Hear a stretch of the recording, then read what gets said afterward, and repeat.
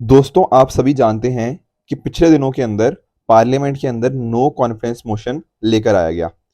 अब कल इसी नो कॉन्फिडेंस मोशन की डिबेट का दूसरा दिन था, जहां पर हमें ऑपोजिशन एंड गवर्नमेंट के बीच में बहुत ही हीटेड डिबेट्स देखने को मिली। जैसा कि अगर मैं बात करूं तो जो ऑपोजिशन लीडर हैं राहुल गांधी जी, उन्होंने बात करी कि चाहे आप बात कर लीजिए जो मणिपुर के अंदर इतनी हिंसा हुई, या फिर आप बात कर लीजिए जो हरियाणा के अंदर अभी रिसेंटली हमें दंगे देखने को मिले, इनके पीछे का कारण कोई और नहीं बल्कि सरकार के द्वारा करी जा रही पॉलिटिक्स ही है। ऑन द अदर हैंड हमारे जो होम मिनिस्टर जी हैं, उन्होंने बात करी कि म्यांमार के अंदर म्यांमार के अंदर आप जानते हो कि पिछले टाइम्स के अंदर जो डेमोक्रेसी थी उसको तख्ता पलट कर दिया गया। वहां से क्या हो रहा है ना, बहुत सारे लोग इधर आ रहे हैं। तो कहीं ना कहीं फ्री मोमेंट रजीम की वजह से हमारे बॉर्डर्स ठीक है ढंग से फेंस ना होने की वजह से वहां से बहुत सारे लोग आ रहे हैं और उनका मणिपुर के ऊपर नेगेटिव इम्पैक्ट आ रहा है। और इसके लिए उन्होंने बोला है कि हमारी सरकार काम भी कर रही है। जैसे 6 किलोमीटर की बॉर्डर को फेंस ऑलरेडी कर दिया गया है, 60 किलोमीटर का प्रोसेस जारी है और बाकी जो चीजें हैं उसके लिए सर्वे का काम किया जा रहा है। तो इस तरह से दोनों ने अपने अपने तर्क दिए कि क्या रीजंस हैं। And eight the same time एक और इशू ऑपोजिशन के द्वारा रेज किया गया, दैट इज कि लोकसभा के जो कैमरास हो गया या फिर जो लाइंस है उनको डिलीट किया जा रहा है। बेसिकली कहने का इनका पॉइंट ये था कि जब इन्होंने कुछ यहाँ पे पोस्टर्स यहाँ पे लेकर आए ना, कुछ तस्वीरें लेकर आए अडानी जी के साथ जो प्रधानमंत्री जी की थी, तो उस टाइम पर लोकसभा के कैमराज दूसरी साइड कर दिए गए। Where as on the other hand जब बीजेपी की जो एमपी हैं स्मृति ईरानी जी, जब उन्होंने सेम चीज किया तो वहां पर उनको ऐसा कुछ भी नहीं किया गया। उस टाइम पर कैमराज बिल्कुल सही काम करते रहे। तो ये कुछ इश्यूज हैं जो ऑपोजिशन ने रेज किए हैं। बेसिकली जो सेकंड डे था काफी मेजर हीटेड डिबेट्स देखने को मिली थी और जैसा हमने डिस्कस भी किया। साथ में ही ना, जो राहुल गांधी जी हैं उन्होंने ये भी कहा कि जो आर्मी है, इंडियन आर्मी है, बड़े आराम से उनके पास बिल्कुल कैपेबिलिटीज हैं कि एक दिन के अंदर वो वहां पर शांति एस्टेब्लिश कर सकती है। पर क्योंकि जो सरकार है वो पॉलिटिक्स कर रही है, इस वजह से ये चीज नहीं हो रही। ठीक है ना। तो ये कुछ यहाँ पे तर्क दिए गए अलग अलग पॉलिटिकल पार्टीज के द्वारा। तो डेट है आज की 10 अगस्त 2023 एंड आप सभी का स्वागत है आज के प्रीलिम बूस्टर न्यूज डिस्कशन के अंदर। देखो, पिछले कई दिनों से ना काफी सारे स्टूडेंट्स कह रहे थे कि सर हम प्रीलिम्स का तो चलो पढ़ रहे हैं पर थोड़ा मेंस के रिगार्डिंग थोड़ी हेल्प चाहिए थी, कैसे अच्छे नोट्स बनते हैं, कैसे अच्छे आंसर्स लिख सकते हैं। देखो, इसी वजह से आज शाम ना 4 बजे आप सभी मेरे साथ इसी पर्टिकुलर चैनल पे जुड़िएगा। ठीक है, आज शाम 4 बजे हम डिस्कशन करेंगे यूपीएससी मेंस 2023 में कुछ इंपॉर्टेंट करंट अफेयर्स को डिस्कस करेंगे। इन्हीं करंट अफेयर्स के बेस के ऊपर ना आपको एक आइडिया लगता रहेगा कि अच्छा, जो आंसर्स के अंदर वैल्यू एडिशन होता है वो कैसे किया जाता है, अच्छे हम नोट्स कैसे बना सकते हैं जिनको हम क्विकली रिवाइज करें। तो यहाँ पर हम टॉपिक्स तो पढ़ेंगे ही, but at the same time ना आपको बहुत सारे इनपुट्स मिलेंगे जो आपको मेंस के अंदर हेल्प कर देंगे। जो लोग इस बार दे रहे हैं वो तो डेफिनेटली ज्वाइन करेंगे ही। जो 2024 वाले स्टूडेंट्स भी ना, उनको भी बहुत हेल्प होने वाली है, क्योंकि एक मेंस को कैसे अप्रोच किया जाता है वहां पर हम अच्छे से इसको डिस्कस कर पाएंगे। तो आप आज शाम आप 4 बजे मेरे साथ जुड़ जाइएगा लाइव इसी पर्टिकुलर चैनल के ऊपर, तब हम अच्छे से डिस्कशन कर लेंगे।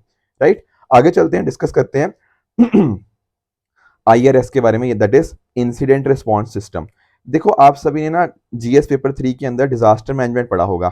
वहां पर आपने जानते होंगे कि अलग अलग फेजेस होते हैं। जैसे फॉर एग्जांपल, डिजास्टर से पहले होता है प्री डिजास्टर, जहां पर आप प्रिवेंशन करते हो, अपने आप को प्रिपेयर करते हो कि मान लो आने वाले टाइम के अंदर डिजास्टर आ गया तो कैसे उसकी तरफ हम वर्क करेंगे। फिर अगर एक बार डिजास्टर आ गया, क्राइसिस हिट कर गया, तो इसके लिए रिस्पॉन्स कैसे करना है। एंड लास्टली, रिकवरी कैसे करनी है डिजास्टर के बाद, या फिर जो रिहेबिलिटेशन का जो प्रोसेस होता है उसको हम कैसे वर्क अराउंड कर पाएंगे। यही चीजें होती हैं। पर देखो, जब हम बात करते हैं ना स्पेशली रिस्पॉन्स की, तो काफी बार ऐसा देखा गया है कि हमारा जो रिस्पॉन्स होता है ना बहुत ही हैप हैजार्ड होता है। मतलब कहने का मतलब कि हमारे पास कोई ढंग से हम एक डायरेक्शन में काम नहीं कर पाते, हमारे पास ना एक प्रॉपर डॉक्यूमेंटेशन नहीं होता, कोई रिस्पॉन्सिबिलिटीज हम यहाँ पे नहीं काम कर पाते, और यही सारे कुछ इश्यूज रहते हैं। इन्हीं सब इश्यूज को टैकल करने के लिए ना हमने एक आईआरएस सिस्टम की बात करी है, इंसिडेंट रिस्पॉन्स सिस्टम। अब यहाँ पर क्या होगा, देखो यहाँ पर ना हमने अलग अलग फेजेस बना दिए हैं। जैसे फेजेस कैसे, जैसे एक होगा हमारे पास आरओ। आरओ का मतलब क्या है, रिस्पॉन्सिबल ऑफिसर। रिस्पॉन्सिबल ऑफिसर क्या है, ये आपको हो सकता है स्टेट लेवल पे देखने को मिले या फिर आपको डिस्ट्रिक्ट लेवल पर भी देखने को मिलेगा। इसका काम होगा, ओवरऑल ये इंचार्ज है इस पूरे प्रोसेस का। ठीक है, जो मेन बंदा है ना, जो ओवरऑल इंचार्ज है आईआरएस का, वो यही है। ठीक है, अब होगा क्या, आरओ क्या करेगा ना, आरओ आप जो जिम्मेदारियां होंगी कुछ, वो दे देगा आईसी को। आईसी मतलब इंसिडेंट कमांडर को। जो क्या काम करेगा, जो डिफरेंट टीम्स होंगी ना, इंसिडेंट रिस्पॉन्स टीम्स, वो इसके अंडर काम करेंगी कमांडर के अंदर। तो जो भी ओवरऑल प्रोसेस फील्ड के अंदर रन करना है, वो उसके लिए जो कमांड दी जाएंगी वो इंसिडेंट कमांडर के द्वारा दी जाएंगी, कैसे ये चीज काम करेंगी। अब मान लो हमें पता लग गया कि यार कोई चीज आने वाली है, कोई डिजास्टर आने वाला है, हमें अर्ली वार्निंग सिस्टम की मदद से ये चीज पता लगी। उस केस में ना क्या होगा, जो रिस्पॉन्सिबल ऑफिसर है वो इसको इंसिडेंट रिस्पॉन्स टीम को एक्टिवेट कर देगा। एक बार वो एक्टिवेट होगी, अकॉर्डिंगली ना वो उसके ऊपर रिस्पॉन्ड कर पाएंगे। आई बात समझ में? अगर हमारे पास कोई वार्निंग नहीं भी होती है तो लोकली भी हमारे पास ना एक इंसिडेंट रिस्पॉन्स टीम होगी लोकल लेवल के ऊपर, वो यहाँ पे इसके रिगार्डिंग रिस्पॉन्स कर देगी। तो इस तरह से हमारी ये फंक्शनिंग वर्क करेगी। अब ध्यान रखना, जो ये इंसिडेंट रिस्पॉन्स टीम की मैं बात कर रहा हूँ आईआरटी की, ये आपके अलग अलग लेवल से ऊपर है। जैसे स्टेट लेवल के ऊपर है, आपके डिस्ट्रिक्ट लेवल के ऊपर है, उसी तरह से आपके सब डिवीजन लेवल के ऊपर भी है, एंड साथ ही साथ आपके तहसील या आपके ब्लॉक लेवल के ऊपर भी देखने को मिलेगी। तो इस तरह से ना जो लोएस्ट लेवल, जैसे मान लो तहसील है, ये सबसे पहले रिस्पॉन्ड करेंगी। अगर ये जो मुद्दा है बहुत मुश्किल बन गया या जो डिजास्टर बहुत बड़ा हो गया, तो इस केस में क्या होगा, जो इसके तहसील के ऊपर कौन आएगा, सब डिवीजन, सब डिवीजन के ऊपर कौन है, डिस्ट्रिक्ट, डिस्ट्रिक्ट के ऊपर कौन है, स्टेट, फिर वो इनको टेक ओवर कर लेंगी, फिर वो रिस्पॉन्स के लिए रिस्पॉन्सिबल होंगी। आई बात समझ में? तो इस तरह से हमारा फोकस ये है कि इस आईआरएस के माध्यम से हम ना इंश्योर कर पाए कि हमारे पास प्रॉपर पता हो कि भैया आखिर जिम्मेदारी है किसकी। इसके लिए यहाँ पे प्लानिंग सेक्शन है, लॉजिस्टिक सेक्शन है, ऑपरेशन सेक्शन है, ठीक है ना, इंफॉर्मेशन एंड मीडिया ऑफिसर, क्योंकि लोगों तक जानकारी भी पहुंचानी है, सेफ्टी ऑफिसर है, लाइसेंस ऑफिसर है, ये इस तरह के अलग अलग हमने बताए हुए हैं। क्यों बताए हुए हैं? ताकि भैया हमारी ना जिम्मेदारी फिक्स हो पाए। क्योंकि देखो, अगर आप बस ये बोल दोगे कि हाँ यार चलो हम डिजास्टर को करते हैं, डिजास्टर को उसके रिगार्डिंग वर्क करते हैं उसको रोकने के लिए, तो उससे ना हमारी जिम्मेदारी फिक्स नहीं हो रही। हम चाहते हैं कि अकाउंटेबिलिटी फिक्स हो, हर किसी को पता हो कि मुझे क्या काम करना है। जब हम ये चीज कर पाएंगे ना, तो हम चीजों को ढंग से मैनेज कर पाएंगे। तो अभी सर हम इसको पढ़ क्यों रहे हैं? पढ़ इसलिए रहे हैं क्योंकि देखो, अभी एनडीएमए के हिसाब से ना अभी बहुत सारी स्टेट्स और यूटीज ऐसी हैं जिन्होंने इसको एक्चुअली में इंप्लीमेंट नहीं किया, जो कि बहुत ही इंपॉर्टेंट चीज है। ठीक है ना? तो यहाँ पर एक कंपोजिट टीम बनाई जाती है आईआरएस के अंदर, ताकि जो भी पॉसिबल रिस्पॉन्स रिक्वायरमेंट्स हो उनको हम प्रॉपर्ली अटेंड कर पाएं। डिफरेंट डिफरेंट ऑफिसर्स को डिफरेंट डिफरेंट ड्यूटीज दी जाती हैं, उनको उसी के अंदर प्रॉपर ट्रेनिंग दी जाती है ताकि वो अच्छे से उसके रिगार्डिंग काम कर पाएं। तो प्रॉपर डॉक्यूमेंटेशन होगा, प्रॉपर प्लानिंग है, अकाउंटेबिलिटी एनालिसिस है, ताकि जब रिस्पॉन्स का टाइम आए तो बिल्कुल भी किसी के दिमाग में कोई भी डर, कोई भी कंफ्यूजन, कोई भी क्योस ना हो। ठीक है ना?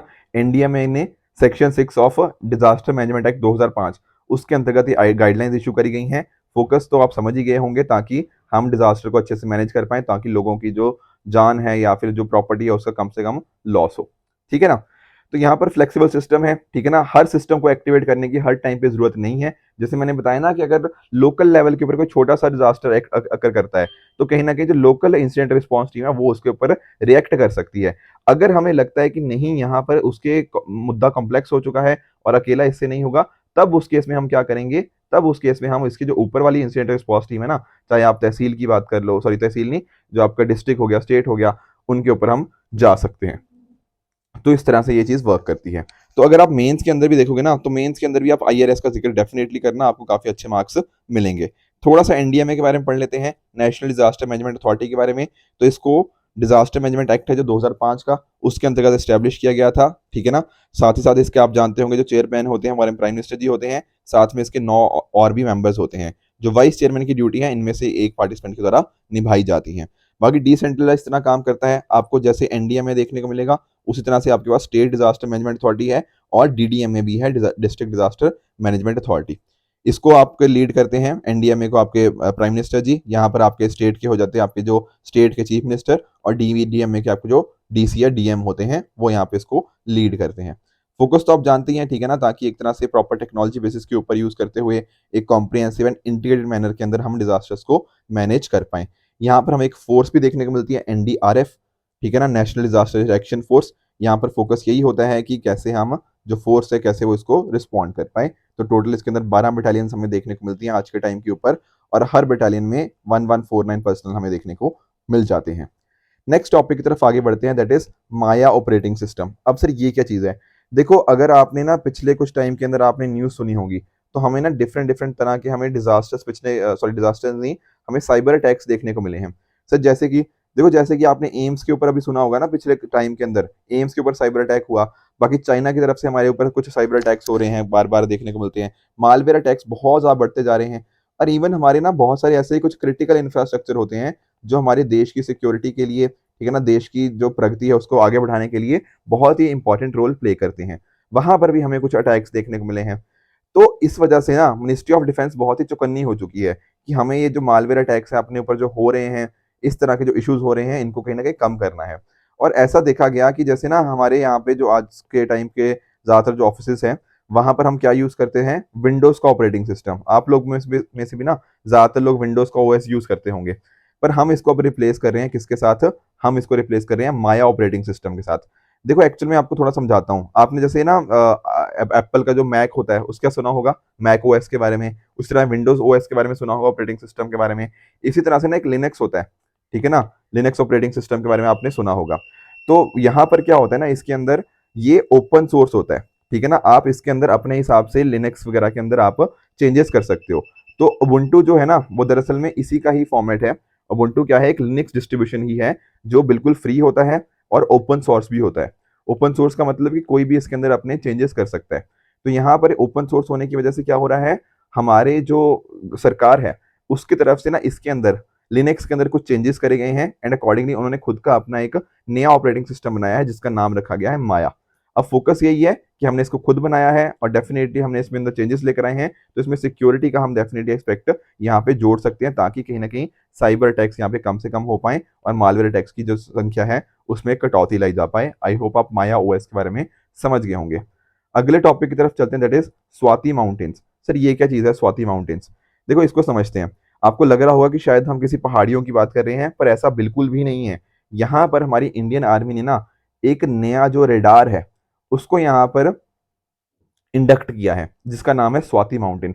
अब सर ये रेडार करता क्या है आखिर? देखो ये रेडार ना हेल्प करता है कि अगर मान लो आपको लोकेट करना हो कि सामने वाले जो दुश्मन है उसके पास कौन सी गन्स हैं, कहाँ पर पड़ी हुई हैं, कहाँ रॉकेट्स हैं, ये सारी चीजें, ठीक है ना। तो एक तरह से उन सभी चीजों को लोकेट करने के अंदर, ठीक है ना, हेल्प करता है। तो दरअसल में और कुछ नहीं है, WLR है। WLR होता है वेपन लोकेटिंग रडार, ठीक है ना। तो वेपन्स को लोकेट करने के अंदर ये हमें हेल्प करता है, हमें पता लगता रहता है कि कहाँ पर कितनी आर्टिलरी है, कितने रॉकेट लॉन्चर्स हैं, कहाँ कहाँ पे हैं, उनको डिटेक्ट करना, उनको ट्रैक करना, ये सारे काम इस रडार के माध्यम से करे जाते हैं। तो ध्यान रखना, स्वाति माउंटेन तो आपको पूछे, कोई पहाड़ियों की बात नहीं हो रही है यहाँ पे बात हो रही है आपके रडार की। इस रडार को बनाया किसने है? BEL ने, भारत इलेक्ट्रॉनिक्स लिमिटेड के द्वारा। इसके दो वर्जन होते हैं, एक स्वाति प्लेन्स और दूसरा स्वाति माउंटेन्स।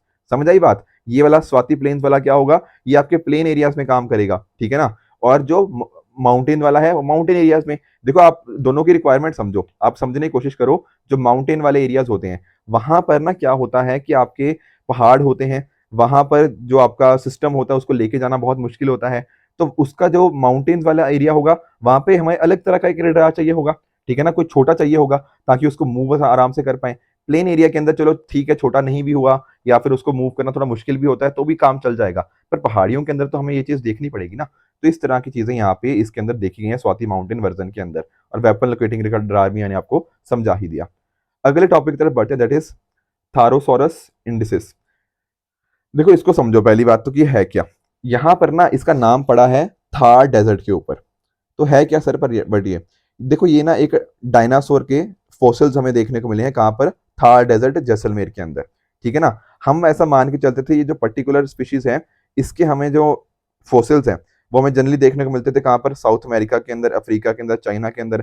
पर हमें ये नहीं पता था कि इंडिया के अंदर भी देखने को मिलेंगे। तो पहली बार ये मिला है, geological survey of India GSI हो गया, IIT रुड़की के साइंटिस्ट ने इनको डिस्कवर किया है। तो ये नाम आपको पक्का ही पक्का पता होना चाहिए कि ये डाइक्रा सॉरेट डायनासोर के यहाँ पे हमें ये फॉसिल्स देखने को मिले हैं, ठीक है ना। यहाँ से ज्यादा मुश्किल क्वेश्चन नहीं आएगा, वो सिंपली यही पूछेगा कि ये पर्टिकुलर चीज न्यूज में थी, ये किसकी चीज के साथ लिंक करती है। तो आपको पता होना चाहिए कि यहाँ पर हम किसकी बात कर रहे हैं, यहाँ पर डायनासोर के एक फॉसिल की बात कर रहे हैं, ठीक है ना। तो इसका नाम भी हमने थार डेजर्ट के ऊपर ही यहाँ पे रखा है, तो ये थार वर्ड वहीं से आया है, ठीक है। एक छोटा सा देखो एक्सप्लेन सेक्शन के अंदर इंडियन आर्टिकल के इंडियन एक्सप्रेस के अंदर था कि असम राइफल्स के जो पर्सनल्स हैं उनको इतना इश्यूज क्यों आ रहे हैं, इतनी हॉस्टिलिटी क्यों यहाँ पे फेस करनी पड़ रही है मणिपुर के अंदर। जरा इसको हम समझने की कोशिश करते हैं। देखो आपने अगर पिछले कुछ दिनों के अंदर मणिपुर का मुद्दा यहाँ पे अच्छे से ट्रैक किया था तो आपने नोटिस किया होगा ना कि यहाँ पर हमें जो आपकी जो मीटी कम्युनिटी है जो कि आपकी वैली एरियाज में रहती है और जो कुकीजोमी है वो हमें हिल एरियाज के अंदर देखने को मिलती हैं। इनके बीच में ना काफी ट्रबल्स हमें देखने को मिले, हमें इतनी सारी वीडियोस भी देखने को मिली जहाँ पे वायलेंस हमें देखने को मिला।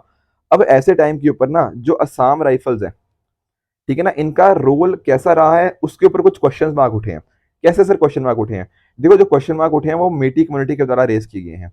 एक्चुअल में हुआ क्या है ना कि अगर आप नोटिस करो, जैसे मान लो ये है वैली एरिया और ये है आपका हिल एरिया। अब वैली एरिया में कौन रह रहे हैं आपके, जो आपके मीटी कम्युनिटी है, जो कि मेजर कम्युनिटी है आपकी मणिपुर की। यहाँ पर आपको हिल एरिया में आपको कुकी हो गया, ज़ूमी हो गया, ये आपको देखने को मिल जाएंगे। अब कई बार ना ऐसा नोटिस किया गया है यहाँ पे जो मीटी कम्युनिटी है, कि जो असम राइफल्स है ना, वो कुकी ज़ूमी के साथ थोड़े ज़्यादा, मतलब थोड़ा ज़्यादा प्यार रखते हैं, ऐसा समझ लो, ठीक है ना। प्यार वर्ड शायद सही नहीं होगा, मतलब कहने का मतलब थोड़ी सिंपैथी इनकी ज़्यादा है कुकी ज़ूमी के साथ। तो इस वजह से ना काफ़ी बार ऐसा देखा गया है कि कुकी ज़ूमी के कुछ मेंबर्स यहाँ पर मूव कर जाते हैं, माउंटेन एरिया से मूव करके वो वैली एरिया में आके मीटी के लोगों के साथ, जो मीटी कम्युनिटी के लोग हैं, उनके साथ यहाँ पे गलत व्यवहार करके वो वापस चले जाते हैं। तो कहने का पॉइंट क्या है, यहाँ पे मेटी कम्युनिटी का ऐसा आरोप है कि जो हमारे असम राइफल्स है ना, वो ढंग से काम नहीं कर पा रहे, वो हमारे अगेंस्ट काम कर रहे हैं। इसी वजह से हुआ क्या है ना, कई बार ऐसे इश्यूज देखने को मिले हैं कि वहां पे जो लोकल लोग हैं, उन्होंने इनके अगेंस्ट एलिगेशंस लगाए हैं, इनको एक जगह से दूसरी जगह मूव करने से रोका गया है। ये सभी चीजें, बहुत बार वीडियोस भी आई हैं जहां पर जो असम राइफल के पर्सनल हैं और जो वहाँ के जो लोग हैं, जो मेटी कम्युनिटी के लोग हैं, उनके बीच में झड़प भी हमें यहाँ पे देखने को मिल रही है। अब देखो इसके साथ ही ना एक यहाँ पे वर्ड आया है, मैरा पाइबिस। ठीक है, मैंने आपको ये पहले भी बताया था। यहाँ पर बात क्या हो रही है ना, जो मणिपुर के जो लोग हैं, जो मणिपुर की सॉरी जो महिलाएं हैं, उनकी बात हो रही है। तो कोई आपसे पूछे ना कि मीरा पाइबिस का क्या मतलब होता है, तो वहां की जो लोकल वुमेन है ना, उनको ही हम यहाँ पे बात कर रहे हैं। और क्योंकि देखो ये इस तरह की मशाले लेकर चलते हैं, तो इसलिए इनको वुमेन टॉर्च बेरर्स के नाम से भी जाना जाता है। ठीक है ना। जैसे फॉर एग्जांपल अगर आपने नोटिस किया हो कि जैसे अल्कोहलिज्म हो गया, ठीक है ना, ड्रग अब्यूज हो गया, उसके अगेंस्ट इन्होंने काफी मेजर रोल यहाँ पे प्ले किया है इस इन चीजों को रोकने के लिए। साथ ही साथ कहीं पे जगह पे ह्यूमन राइट वायलेशन होता है, तो उसको रोकने के लिए भी इस तरह से वो मशाले लेके चलते हैं और अपने मैसेज को यहाँ पे स्प्रेड करते हैं। तो इनको मदर्स ऑफ मणिपुर के नाम से भी जाना जाता है। तो ये बिलोंग करते हैं मीटी कम्युनिटी को। अब हुआ क्या पिछले कुछ दिनों के अंदर, इनकी, मेरा पेबिस की एंड साथ ही साथ जो असम राइफल्स हैं, उनकी भी कुछ झड़प देखने को मिली है बीच बीच में। ठीक है ना, फोकस यही था कि इनको ऐसा लगता है बेसिकली कि वहां की जो असम राइफल्स हैं वो ढंग से काम नहीं कर पा रही या फिर इनके अगेंस्ट काम कर रही है। तो देखो जो स्टार्टिंग में मैं बात कर रहा था आज के लेक्चर की, कि ट्रस्ट ना वहां के लोगों का उठ गया है एक तरह से, मतलब कह लो कि आप सरकार के ऊपर कह सकते हो। ठीक है ना, एक तरह का ना जो ट्रस्ट होता है ना, वो ट्रस्ट के बीच में कमी देखने को मिल रही है। और यही कुछ इश्यूज हमें यहाँ पे देखने को मिले हैं कि इतने लंबे टाइम के बाद भी, लगभग 3 महीने हो चुके हैं, ये वायलेंस रुकने का नाम नहीं ले रही है। ठीक है ना, तो इसके रिगार्डिंग सरकार को भी डेफिनेटली करना चाहिए। सरकार ने अपने स्टेप्स भी बताए हैं कि क्या क्या हम कर रहे हैं, पर डेफिनेटली अभी भी पीस को, नॉर्मेलिसी को लाने के लिए मणिपुर के अंदर अभी और भी काम हमें देखने को मिलना चाहिए। तभी हम एक्सपेक्ट कर पाएंगे कि आने वाले दिनों के अंदर मणिपुर के अंदर शांति एस्टेब्लिश हो पाएगी। ठीक है, तो ये था आज का डिस्कशन। कुछ क्वेश्चंस दे रहा हूँ आपको आज के डिस्कशन के बेसिस के ऊपर, इनका मुझे आप नीचे कमेंट्स में आंसर बताइएगा कि क्या ठीक है क्या गलत है। कल जो मैंने आपको क्वेश्चन पूछे थे, उनका मैं क्विकली आपको एक बार आंसर बता देता हूँ। पहला है इकोवास के रिगार्डिंग। देखो इकोवास मैंने आपको समझाया भी था कि 1975 में इसकी स्टैब्लिशमेंट हुई, बिल्कुल ठीक है। ट्रीटी ऑफ लागोस, ये भी मैंने आपको बोला था कि इसको याद कर लीजिएगा, तो इसका आंसर बिल्कुल ये करेक्ट है। दूसरा दीपौर बिल की बात करें तो ब्रह्मपुत्र वैली के अंदर आपको वेटलैंड देखने को मिलेगा इन लोअर असम, ये बात भी करेक्ट है। अगर आपने ना, मैंने आपको मैप भी लेकर आया था मैं आपको, और उसमें मैंने आपको लोकेशन भी दिखाई थी, तो उसको भी आप अच्छे से देख सकते हो, तो बिल्कुल करेक्ट हो जाएगा। गंगस रिवर डॉल्फिन की बात करें तो क्या वल्नरेबल स्टेटस है, ये गलत है। क्यों? क्योंकि यहाँ पे इनका स्टेटस था एंडेंजर्ड। चौथे स्टेटमेंट की बात करें तो क्या ASEAN India and India science and technology development fund क्या 2017 में स्टैब्लिश हुआ था? नहीं, ये हुआ था स्टैब्लिश 2008 के अंदर। क्या ministry of commerce and industry थी? नहीं, ministry of external affairs and साथ साथ आपके department of science and technology. तो इसलिए ये स्टेटमेंट भी आपका फॉल्स हो जाएगा। मैं फिर से याद दिला दूं, आज शाम 4 बजे आप सभी को मेरे साथ जुड़ना है, ताकि हम जो इंपॉर्टेंट करंट अफेयर्स है उनको डिस्कस कर पाए मेंस के रिगार्डिंग, एंड साथ साथ आपकी एक अप्रोच भी यहाँ पे डिस्कस कर ली जाएगी कि मेंस के लिए कैसे तैयारी करनी चाहिए। अगर आपको आज के लेक्चर की पीडीएफ चाहिए तो आप हमारे Telegram channel PW only s official पे जाके इस लेक्चर की पीडीएफ को एक्सेस कर सकते हो एंड अपनी प्रिपरेशन को और भी बेहतर बना सकते हो। तो आई होप फ्रेंड्स कि आप सभी को आज का सेशन अच्छे से समझ आया होगा। इसी तरह से आप भी अपने एंड पे हार्ड वर्क करते रहिए। Good bye and good luck.